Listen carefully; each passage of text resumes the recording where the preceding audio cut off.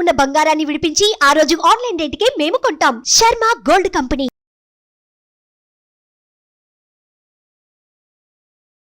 Hi, welcome to our channel. ఈరోజు మనతో పాటు ఉన్నారు జ్యోతిష్య వాస్తు పండితులు, జ్యోతిష్య వాస్తు శిక్షణ నిపుణులు, మహాగౌరి ఉపాసకులు శ్రీ దింటకుర్తి మురళీకృష్ణ గారు. నమస్కారం గురువు గారు. నమస్తే నాన్న. హరి ఓం శివ. ఈ అమావాస్య ప్రత్యేకత ఏంటి సార్? మాఘమాసంలో వచ్చే చివరి రోజు మాఘ అమావాస్య. ఓకే. 10వ తారీఖు ఆదివారం వచ్చింది. ఆదివారం అమావాస్య అంటే అసలు జనరల్గా అమావాస్య రోజు అవి చేయొద్దు, ఇవి చేయొద్దు, ఇవి చేయొద్దు, అవి చేయొద్దు అనుకుంటాం కదా. అంటే ఏదన్నా వస్తువులు కొనాలన్న వద్దు అనుకుంటాం, ఏదన్నా మంచి శుభకార్యాలు చేయాలంటే నో, అమావాస్య పనికి రాదనుకుంటాం. ఇట్లా రకరకాలుగా మనం అనుకుంటాం కదా. మరి అమావాస్య దేనికి ఉపయోగపడుద్ది? అమావాస్య అద్భుతమైన పితృకార్యాలు చేయడానికి, భగవత్ ఆరాధనకి, శక్తి ఆరాధనకి, శివారాధనకి కూడా అద్భుతంగా ఉపయోగపడుతుంది. చాలా అద్భుతంగా అన్నమాట. అంటే ఇక్కడ సాంఖ్యయోగంలో కూడా మనకి 10వ తారీఖు చాలా అద్భుతమైన రోజు. 1 and 3 కోడ్ అంటాం. 1 and 1 కోడ్ గురించి మనం మాట్లాడుకున్నాం జనవరిలో. ఇప్పుడు మార్చిలో 1 and 3 కోడ్. ఇది కూడా మనకి చాలా అద్భుతమైన యోగకారకం అని చెప్పాలి. 1 and 3 కోడ్ అనేది జ్ఞానానికి సంబంధించింది, దైవ బలానికి సంబంధించిన నెంబర్ అని చెప్పాలి. అంటే దైవ చింతనకి, మనకి దైవ అనుగ్రహం కలగడానికి ఒక అద్భుతమైన రోజు అని చెప్పాలి. మరి ఈ అమావాస్య రోజు ఏం చేస్తే మంచిది?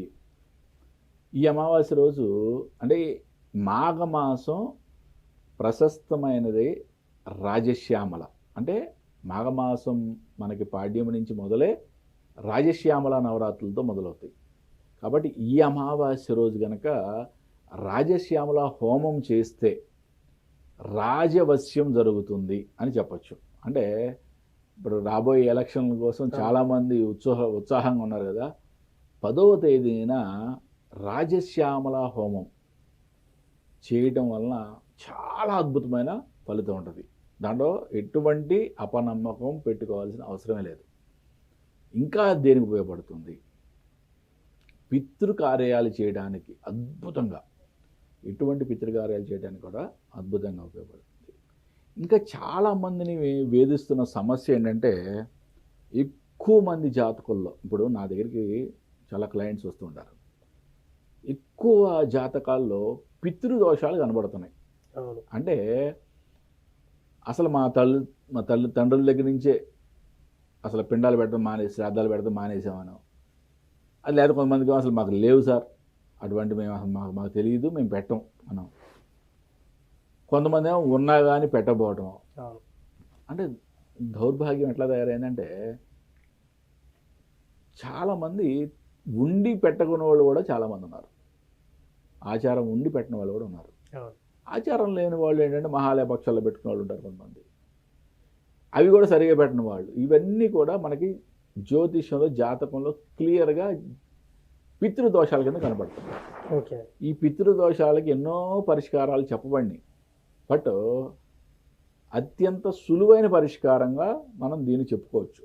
రెండోది, ఈ పితృదోషాల ఎఫెక్ట్ కూడా ఎట్లా అంటే జాతకుని యొక్క మ్యారేజ్ మీద ఎఫెక్ట్ చూపిస్తుంది. మ్యారేజ్ జరగకపోవటం, డిలే ఇన్ మ్యారేజ్, సత్సంతానం కలగకపోవడం, ఇవన్నీ కూడా పితృదోష శాపాల వల్లే జరుగుతూ ఉంటాయి. ఎవరైతే అంటే ఇటువంటి జాతక సమస్యలతో ఉన్నా, ఓకే, పితృదోషాన్ని, పితృలకి శ్రార్థం పెట్టట్లేదు అని తెలిసిన ఇమ్మీడియట్గా అమావాస్య రోజు పారే నదిలో పూర్ణ కొబ్బరికాయ, అంటే పూర్తిగా పీసు తీయని కొబ్బరికాయ ఉంటుంది కదా, కొబ్బరి బోండం కాదు, ఓకే, కొబ్బరికాయని మీ యొక్క సంకల్పాన్ని చెప్పుకొని పారే నదిలో వదిలిపెట్టడం ద్వారా పితృదోషాలు తొలగిపోతాయి. మరి ఇమీడియట్గా నువ్వు అడుగుతావు కదా, సో నువ్వేష్ ఏమని గురుగారు ఒకసారి చేస్తుంది అలా ఇది ఏంటని. అంటే ఇప్పుడు వరకు చేసిన పాపం అనుకుందాం, మనం తెలుసో తెలియకో చేశాం. ఇప్పుడు మీకు పరిష్కారం దొరికింది కదా. అవును. పితృదోషాలు అనేవి ఉండకూడదు అని తెలిసింది కదా. తెలిసినప్పుడు ఇప్పటి వరకు చేసిన తప్పుకి పరిష్కారంగా ఈ కొబ్బరికాయను వదిలిపెట్టాం. నెక్స్ట్ నుంచి మళ్ళీ వాళ్ళ యొక్క తిథి నాడు కంపల్సరిగా శ్రాద్ధ కర్మలు నిర్వహించండి. పితృదోషాలు అనేవి ఉంటే ఓకే, డిలే ఇన్ మ్యారేజ్, సత్సంతానం కలగదు, ఓకే, ఎంత కష్టపడినా పైకి ఎదగడం అనేది ఉండదు.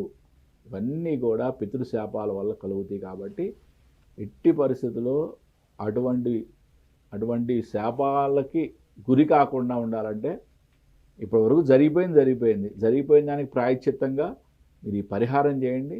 నెక్స్ట్ వాళ్ళ యొక్క తిథి నాడు శ్రాద్ధ కర్మలు చేయడం అనేది విధిగా పెట్టుకోండి. చాలా ఇంపార్టెంట్ ఇది. సో దీనివల్ల ఇటువంటి ఆటంకాలన్నీ బయటపడే మార్గం ఉంటుంది. ఇటువంటి ఆటంకాల నుండి మనం ఎగ్జాక్ట్లీ, అంటే జాతకంలో పితృదోషాలు అనేది క్లియర్గా తెలిసిపోద్ది. ఎవరికైతే జాతక సమస్యల్లో పితృదోషాలు ఉన్నాయో, ఓకే, ఇప్పుడు నా జాతకం నేను చూసుకోలేను గురుగారు, నాకు ఈ ప్రాబ్లమ్స్ ఉన్నాయి అన్నా కూడా మేము శ్రాద్ధకర్మ సరిగా నిర్వర్తించట్లేదన్నా, ఫస్ట్ రేపు అమావాస్య రోజు పారే నదిలో ఈ యొక్క పరిహారం చేయండి. చేస్తే మీకు ఇప్పటి వరకు చేసిన దానికి క్షమాపణ అనుకోండి. ఓకే, పితృదేవతలు క్లియర్గా చెప్పుకొని మీరు వాళ్ళు దాంతో సంతృప్తి పడమని చెప్పి మీరు నెక్స్ట్ వచ్చే తిథినాడు వాళ్ళ యొక్క తిథినాడు కంపల్సరిగా శ్రాద్ధ కర్మలు నిర్వర్తించండి. అంటే ఇప్పుడు ఫర్ ఎగ్జాంపుల్ జాతకుడికి సమస్య ఉంది, జాతకుడు వాళ్ళ తండ్రి గారికి శ్రాద్ధం పెట్టట్లేదు, డేటు అని తెలుసు కానీ పెట్టట్లేదు అనుకుందాం. పెట్టట్లేదు, ఇతనికి వివాహం కావట్లేదు, లేదా వివాహం అయింది సంతానం కలగట్లేదు, ఏదో ప్రాబ్లం ఉంది కానీ జాతకం లేదు. బట్ క్లియర్ తెలిసిపోతుంది కదా, నా తండ్రికి నేను శ్రాద్ధం పెట్టట్లేదు, నాకు ఈ ప్రాబ్లమ్స్ ఉన్నాయని తెలిసిపోతుంది కదా నీకు క్లియర్గా తెలిసిపోతుంది. జాతకం చూడాల్సిన అవసరం ఉంది. ఫస్ట్ ఎవరైతే చెయ్యట్లేదో పితృకర్మలు ముందు ఇమీడియట్గా వాళ్ళు ప్రాయశ్చిత్తంగా ఫస్ట్ రేపు అమావాస్య నాడు మాఘమాసం అత్యంత అద్భుతమైన నెల. ఓకే, ఈ అమావాస్య చాలా అద్భుతం, దాంట్లో 1/3 రావడం ఇంకా అద్భుతం. ఓకే, ఇన్ని అద్భుతమైన అనుకూలాలు రావడం చాలా మంచిది. ఆ రోజు ఈ ప్రాయశ్చిత్తం చేసుకొని నెక్స్ట్ మీ తండ్రి గారి తిథి ఎప్పుడైతే ఉందో, ఓకే, మీ పూర్వీకుల తిథి ఎప్పుడైతే ఉందో అప్పటికి కంపల్సరిగా వారికి శ్రాద్ధ కర్మలు అనేవి శ్రద్ధతో నిర్వహించండి. దాంతో అద్భుతమైన ఫలితం ఉంటుంది. ఎందుకంటే ఇప్పుడు మనకి ఊర్ధ్వలోకాల్లో ఒక లోకం వచ్చి పితృదేవతల లోకం. మనకి 1 సంవత్సరం గడిస్తే వాళ్ళకి 1 రోజు. ఓకే, ఒక ఉత్తరాయణం పగలనుకుంటే దక్షిణాయనం రాత్రి అనుకుందాం. అట్లా అనుకున్నప్పుడు వాళ్ళు చనిపోయిన తిథి నాడు వాళ్ళు వస్తారు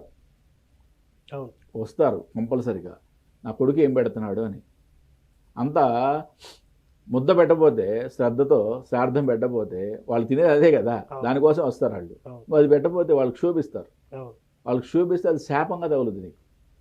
ఇది ఊరికి పురాణాల్లో ఇవన్నీ ఊరికే చెప్పలేదు నాకు, ఇవన్నీ మరి అవి చేయని వాళ్ళకి ఎందుకు మరి జాతకంలో కూడా సమస్యలు కనబడుతున్నాయి. చేయకపోతేనే కనబడుతున్నాయి కదా, చేసేవాళ్ళకి ఎందుకు కనబడట్లేదు. కాబట్టి ఏంటంటే దీన్ని అద్భుతంగా ఉపయోగించుకోండి. తెలుసో తెలియకో తప్పు జరిగింది, దానికి ప్రాయశ్చిత్తంగా ముందు ఈ పరిహారం చేసుకోండి. నెక్స్ట్ వాళ్ళకి వచ్చే తిథినాడు మాత్రం కంపల్సరిగా శ్రద్ధతో శ్రాద్ధం పెట్టండి. నిజంగా సార్, అమావాస్య రోజు మనం ఈ చిన్న రెమెడీ చేసినట్టయితే ఇప్పుడు ఏ సమస్యలతో మనం బాధపడుతున్నామో వాటన్నిటి నుండి బయటపడచ్చు అని చాలా చక్కగా చెప్పారు. Thank you. నమస్తే నాన్న. హరి ఓం. చూశారు కదా, అమావాస్య రోజు చేయాల్సిన రెమెడీ ఏంటి, దానివల్ల ఎటువంటి ఫలితం ఉంటుందనేది గురువుగారి మాటల్లో తెలుసుకున్నాం. ఇది వాటి కార్యక్రమం. మరో కార్యక్రమంలో మళ్ళీ కలుద్దాం. Thank you.